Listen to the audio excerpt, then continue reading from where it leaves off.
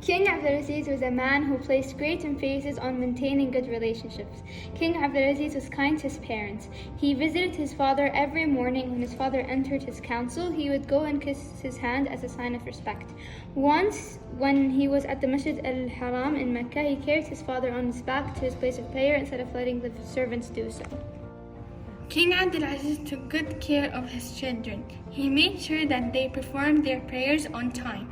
He often visited their school and encouraged them to seek knowledge. King Abdulaziz also found time to play with his children. He also found the time to check on the affairs of the Al Saud women. He always maintained close ties with his family.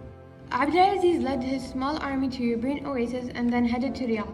They entered Riyadh at night and waited for Ajlan ibn al-Rashid's deputy in Riyadh to come out of the castle in the morning. Abdulaziz and his men attacked Ajlan and killed him and some of his men, while others surrendered. On 13th January 1902 at noon Dhuhr prayers in Riyadh, it was announced that the governance of Riyadh firstly belonged to God and then to Abdulaziz ibn Ibrahim ibn Faisal al Saud.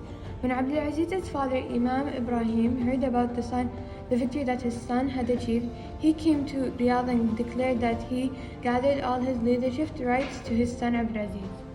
The life of King Abdulaziz. King Abdulaziz was born in Riyadh in 1880.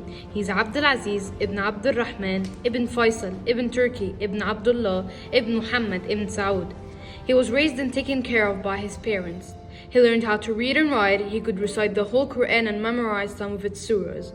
He received lessons in Islamic law and Tawheed. He learned equestrian skills, arts of war, and fighting skills from an early age. This included shooting, fencing, and horse riding. He trained in the desert. He endured the difficult conditions experienced by his family when they had to leave Riyadh and move to the desert areas between Yarbin and Al-Hassa. He coped admirably with the life of Al-Badiyah and hardship. He eventually went to Kuwait, where he stayed there for 10 years. He often attended political councils where he learned a lot about politics. King Abdulaziz died in 1953 in the city of Al Taif. His body was taken to Riyadh, where he was buried in Al Oud Cemetery. Saudi Arabia has solid foundations based on the teachings of Sharia. It has taken the Quran as a constitution and the Sunnah as a beacon and an example. It is an Islamic kingdom.